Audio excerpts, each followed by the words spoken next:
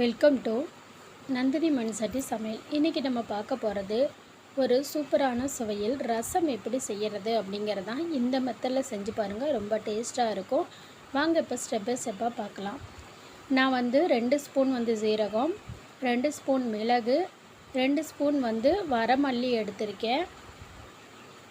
இதில் ஒரே ஒரு பச்சை மிளகாவும் சேர்த்துக்கோங்க. 10 பூண்டு பல் தோல் உரிக்காமல் சேர்த்துக்குங்க. இந்த மாதிரி 1-2 அரைச்சி எடுத்துக்கோங்க. இந்த மாதிரி 3 தக்காளி நல்லா பழுத்ததாக நான் எடுத்திருக்கேன். இப்போ நான் ஒரு பேனை அடுப்பில் வச்சு ஹீட் ஆகிட்டுருக்கு.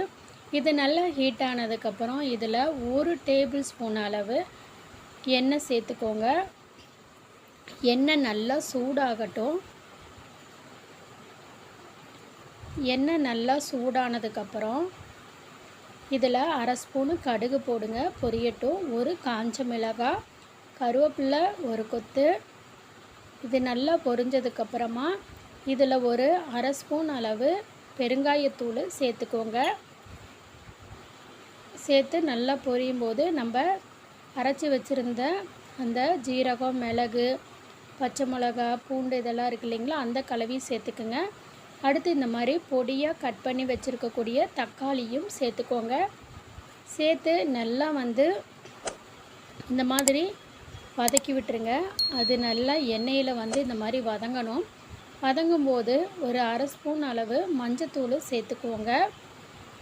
1/2 ஸ்பூன் அளவு மிளகாய் தூள் சேர்த்துக்கோங்க.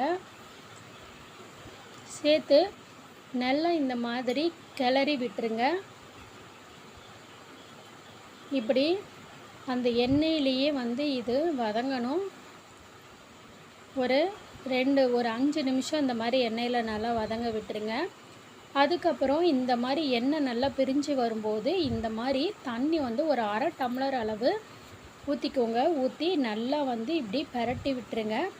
பரட்டி விட்டு இது அப்படியே இந்த தக்காளியெல்லாம் வேகட்டும். ஏன்னா தண்ணி ஊற்றாமல் நீங்கள் எண்ணெயில் வேக வச்சிங்கன்னா அந்த பூண்டு ஜீரகம்லாம் அரைச்சி போட்டோம் இல்லைங்களா, அதெல்லாம் கருக ஆரம்பிச்சிடும்.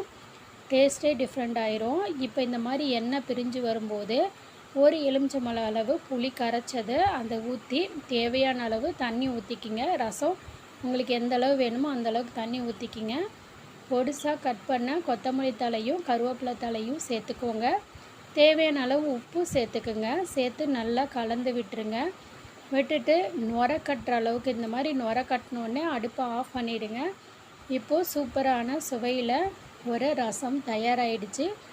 நீங்களும் இதே மாதிரி செஞ்சு சாப்பிட்டு பார்த்துட்டு எப்படி இருந்துச்சுன்னு ஃபீட்பேக்கை மறக்காமல் சொல்லுங்கள். தேங்க்ஸ் ஃபார் வாட்சிங்.